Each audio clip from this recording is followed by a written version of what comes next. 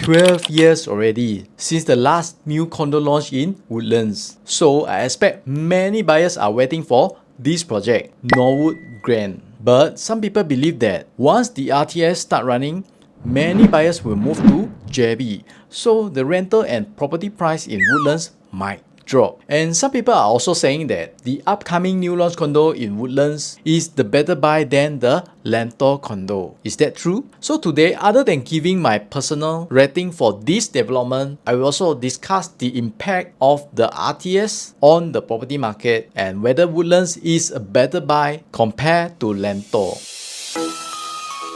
Before that, let me give you a brief overview of Norwood Grand. Located along Champions Way, Norwood Grand is just 2 minutes walk from Woodlands South MRT station on the Thomson East Coast Line. Once the RTS start running in December 2026, you can reach JB in just 3 stops.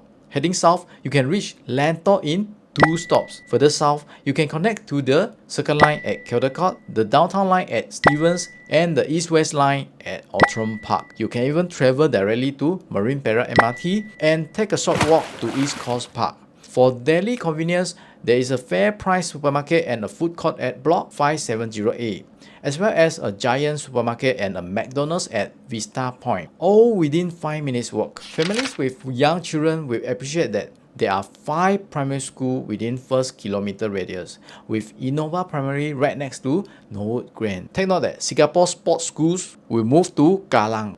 It was announced by Prime Minister Lawrence Wong during the National Day rally. This 7-hectare campus has a lot of international standard sports facilities. It will be wasted to demolish these facilities and leave it vacant. So this is only my own suggestion. Repurpose this site as an international school. If that happens, wholesale, it will boost your rental in this area. Okay, now let's talk about your concern. Will more people move from Woodlands to JB? With the higher cost of living in Singapore, many Malaysians working here might find it tempting to move to JB and commute daily. The RTS will begin operations in December 2026, and according to a study, more than 300,000 people cross the border daily for work. However, the RTS link can only carry up to 10,000 passengers per hour. Do you think it will be a smooth ride during the peak hours? I foresee there will be very long queue during the peak hour. The actual train ride from JB to Woodlands might take you only 5 minutes, but the waiting time might kill you. That is another 50 minutes. 50, Imagine commuting from JB to your office in Singapore CBD. It could take nearly 2 hours one way. A daily round trip could easily take 3 to 4 hours.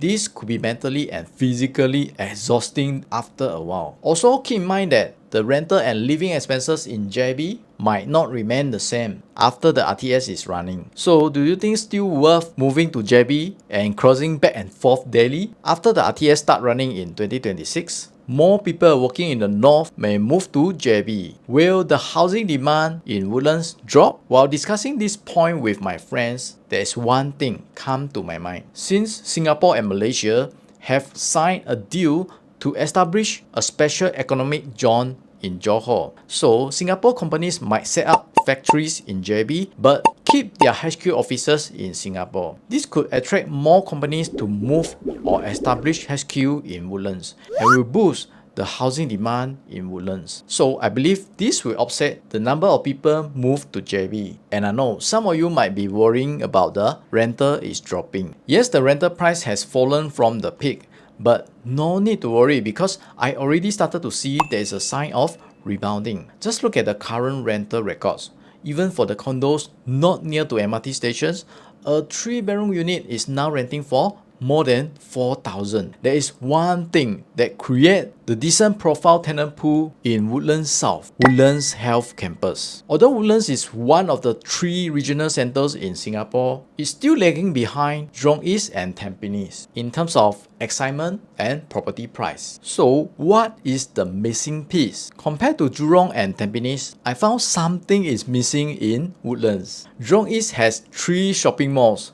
Tampines also 3 shopping malls. But in Woodlands, only 1 shopping mall, Causeway Point, 1 versus 3. Is Woodlands really that boring? I believe this perception will change in the coming years as the new development will change Woodlands, Norwood Grand. It's the future Woodlands. We have 3 shopping malls. The other 2 shopping malls are sitting on white side, which means there will become integrated developments, combining condos with office and shopping mall. One of them is already on the reserve list for government land sales. So we might see the first integrated development in Woodlands in 2026. Okay, back to Norwood Grand. How much will the developer CDL price this project? We are now in the post-harmonization era, meaning the aircon ledge is no longer counted in your floor plan area. So I refer to the land price of other post-harmonization projects and their selling price. The first post-harmonization project, Lentor Mansion, has a land price of 985 PSF per plot ratio, with an average selling price of 2250 PSF during the launch. That means the markup from the land price to selling price was 1265 PSF. The land price for Norwood Grand is 904 PSF per plot ratio.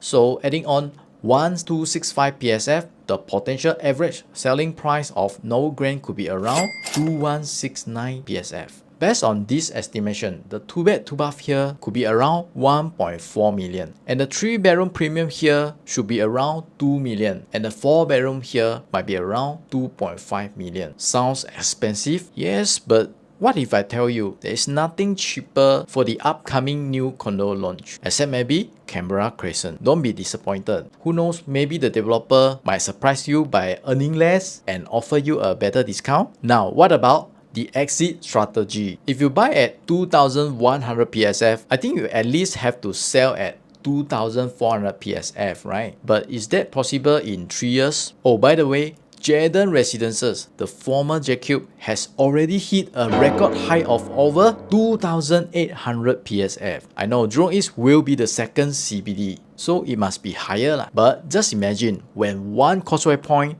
turns into 3 Causeway Points, how much will be the condo price in Woodlands? Okay, here's my review of Norwood Grand based on my own opinion. Location wise, it is quite far from the town, but it is very near to the MRT, so I will give it a 7. In terms of pricing, if it is below 2000 PSF, I think it is a very good buy. However, I believe high chance the price will be above 2000 PSF lah. Even so, it will still be one of the cheapest new launch condo near to the MRT station. So I will still give it a 7. But if the price is more than 2100 PSF, I think there might be better options out there lah. For the exit strategy, I believe the upcoming integrated development will set the highest benchmark and it will leave the property price in Woodlands.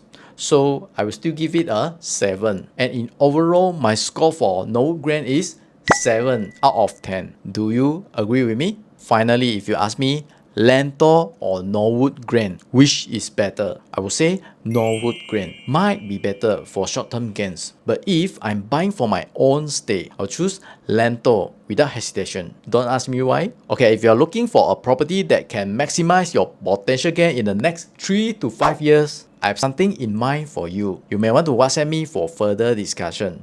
So that's all for today. Thanks for watching. Hope to see you soon. Bye.